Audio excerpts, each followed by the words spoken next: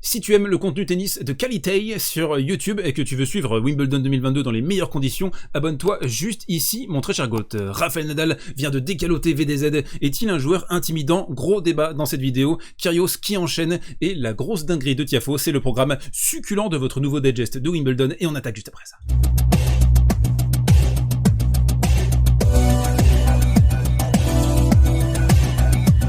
Et on attaque ce côté réseau avec la jolie perf de Nick Kyrgios aujourd'hui face à Brandon Nakashima. On va en reparler bien sûr dans le coin tactique, je vais vous expliquer ce qui s'est passé en profondeur dans cette rencontre. Mais d'abord la jolie stat de jeu 7 et mat, 6 depuis le début de sa carrière. Nick Kyrgios a disputé 6 matchs en 5-7 à Wimbledon. Le bilan, 6 victoires au total, donc le gars quand il arrive sur un 5e set, il arrive à trouver un certain relâchement avec son service et mentalement, manifestement, c'est pas si mal que ça. On a la stat complète relayée par le délicieux Quentin Moinet. Donc Kyrgios en 5-7 sur toute sa carrière, il est à 11-3, en Grand Chelem 10-3 et donc à Wimbledon 6-0. Kyrgios pendant la rencontre qui s'est plaint de son épaule droite, il y a eu des MTO, alors est-ce que c'est un peu de metagame? Ça on va se poser la question d'ici quelques minutes, mais d'abord une anecdote savoureuse de sa part, il l'a exprimé, il y a une époque où Nick Kyrgios entre les matchs, avant les matchs, il pouvait avoir tendance à se laisser aller au lever de coude. Il fut un temps où je devais être forcé de sortir d'un pub à 4h du matin pour jouer le deuxième tour de Nadal. Alors je me pose des questions, est-ce que c'est vraiment possible que des pubs ferment à 4h du matin? Est-ce que vous avez une expérience là-dessus dans la communauté? N'hésitez pas à me le dire dans les commentaires. Mon agent a dû venir me sortir d'un pub à 4h du mat avant que je joue mon match sur le court central de Wimbledon. J'ai parcouru un long chemin, c'est certain. Ah ouais. Sans transition et sans forfanterie, on enchaîne avec la nouvelle info de ce côté réseau. Et là, l'amende elle est salée. La WTA a décidé de sanctionner très durement les tournois anglais qui ont décidé de bannir les joueurs russes et biélorusses, les joueuses en l'occurrence. Vous le voyez ici, 960 000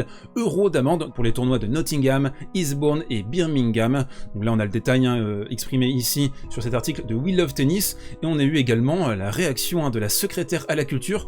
Le nom c'est Nadine Dorries. Elle a dit depuis février la grande majorité de la communauté sportive internationale s'est unie par solidarité pour condamner les actions barbares de Poutine en Ukraine envers, malheureusement, les fédérations internationales de tennis semblent déterminées à être des parias dans ce domaine. La LTA, donc c'est la fédération anglaise de tennis, et Wimbledon devraient être félicités pour leur juste décision de faire de la Russie un paria sportif international et de faire ce qui est juste dans les circonstances actuelles. C'est une amende qui fait mal, je n'aimerais pas la payer, surtout que la WTA exige que l'amende soit payée avant l'appel, donc il va falloir sortir les pépettes. Vous connaissez mon avis sur la question, je suis pas traumatisé par cette information, je trouve que la WTA de toute façon depuis quelques mois c'est une masterclass sur masterclass. On a ce qui s'est passé en Chine également avec Peng Shuai où ils ont dit ok vous faites ça, nous on se barre de la Chine. Alors après ils vont peut-être jouer en Arabie Saoudite, est-ce mieux? Je vous pose la question, mais en tout cas on sent que au niveau politique, au niveau tennis, il y a des ponts qui sont de plus en plus étroits. Est-ce que c'est une bonne chose? Ah non. Et on termine ce côté réseau avec une régalade les amis. Vous avez Frances Tiafoe ici qui a perdu 2 fois de suite contre David Goffin, je pense qu'il les a comme as à Roland Garros et à Wimbledon, et là roue libre total, c'est Univers Tennis qui a relayé cette citation. Peut-être qu'en revoyant le match, je me dirais que c'était fou d'en faire partie. Maintenant, la seule chose que je peux dire, c'est fuck David, il m'a battu sur 2 grands chelems d'affilée, qu'il aille se faire F.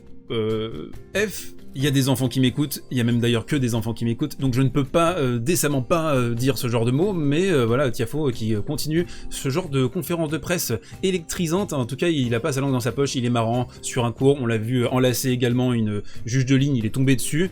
Parfois aussi un langage corporel et une attitude qui amène le public avec lui. On se souvient du match contre Sinner à Vienne. Tiafoe, un personnage attachant, un petit peu comme Nick Kyrgios justement, et c'est le coin tactique. 3 matchs aujourd'hui au programme, on a du lourd, on a du dense, on va commencer par cette rencontre et le service de Nick Kyrgios. Son rythme également à 35 aces au total dans cette partie, c'est absolument monumental. 3 doubles fautes simplement, et à partir de la fin du premier set et au début de la deuxième manche, il s'est touché l'épaule, on a eu des MTO, il a pris des pilules, ça l'a pas empêché justement de mettre des pilules. Mais le thème que je voulais aborder avec vous sur cette première palette, c'est le thème du rythme, de la routine. C'est un joueur qui sert extrêmement vite, il met 10-11 secondes, on a vu en moyenne sur le premier set, ensuite il a mis un peu plus de temps entre les échanges, ce qui fait qu'il amène les joueurs adverses dans son flow, dans sa routine. En plus il sert d'une manière extrêmement décontractée, relâchée, il peut enchaîner les aces également, donc quand tu es relanceur tu peux avoir l'impression d'avoir la tête dans le seau, et justement quand c'est à toi après de défendre ton jeu de service, tu ressens toute sa pression. Vous le voyez ici, hein, d'ailleurs, hein, sur cette petite capture d'écran, on a l'intervalle entre les points. Sur le premier set, on a 11 secondes hein, pour Kyrgios, ensuite set 2, set 3, on est passé à 16 secondes,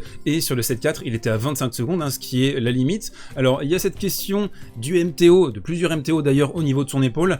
J'ai une petite théorie là-dessus, je pense qu'il y avait certainement une gêne, une douleur, après il a grimacé, il en a fait un peu des caisses. Au début de la deuxième manche, il break Nakashima qui se relâche un peu en voyant que son adversaire se tient l'épaule, etc.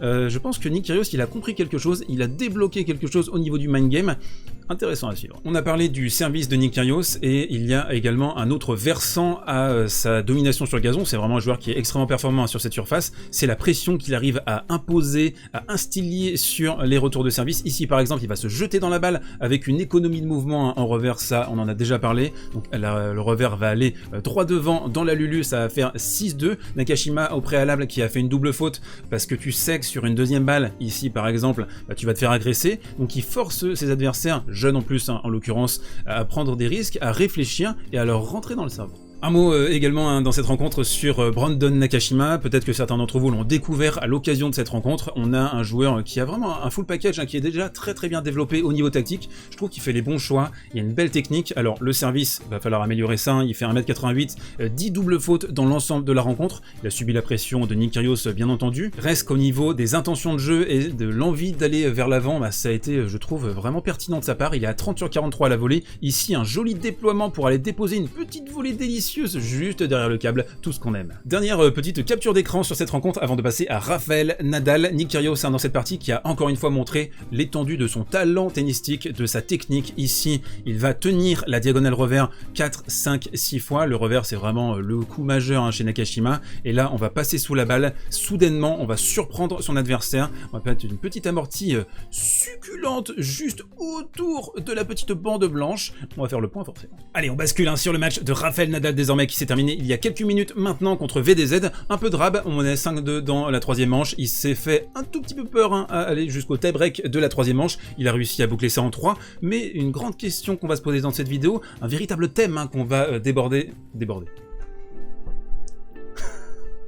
aborder, bien sûr, pas déborder. Déborder, c'est le verre à ma droite hein, de whisky qui est en train de déborder manifestement. Donc on revient à ce thème principal. Rafael Nadal est-il intimidant? Fait-il peur à ses adversaires? La réponse, elle est évidente. Oui, il fait peur à ses adversaires de multiples façons et justement, on va les développer dans cette vidéo. En partie, on va revenir également sur la rencontre. Le premier élément symptomatique de la domination de Rafa mentale chez ses adversaires, c'est qu'il choisit toujours les bons coups en fait. Hein. Ici, par exemple, on est en fin de set, il y a 5-4. L'un des exercices les plus difficiles en tennis, c'est de tenir ton engagement parce que ces gars-là, c'est des rapaces, hein. Vraiment ils vont rien te pardonner, il n'y a plus de faute, on garde la balle dans le court et du côté de Rafa, on tente des coups un peu surprises, hein. Ici par exemple, on a cette petite amortie qui sort de nulle part, c'est le troisième coup de cet échange. VDZ, il est à 3-4 mètres de la ligne de fond, il est en appui un peu arrière, il s'attend à prendre une bûche dans cette position de la part de Rafa, c'est le fameux décalage coup droit de Rafa ici, hein. Mais non, il va faire la petite amortie, donc forcément VDZ, il va arriver en retard et ça c'est l'une des idées principales hein, chez Novak et également chez Rafa, mais peut-être un peu plus encore chez Rafa parce qu'il y a la dimension physique, c'est de te maintenir surtout sur les points importants, les points clés, dans de l'inconfort maximal. On a le tennis, mais on a également tout ce qui se passe en périphérie, et c'est peut-être même aussi important que le tennis. Souvenez-vous, la finale de Roland Garros contre Ruud, vous voyez Rafa faire des allers-retours dans le couloir, il y a Ruud comme ça qui est un petit enfant, un petit écolier en train d'attendre qu'on appelle son nom, et Rafa il est en train de faire des mouvements dans le vide, etc.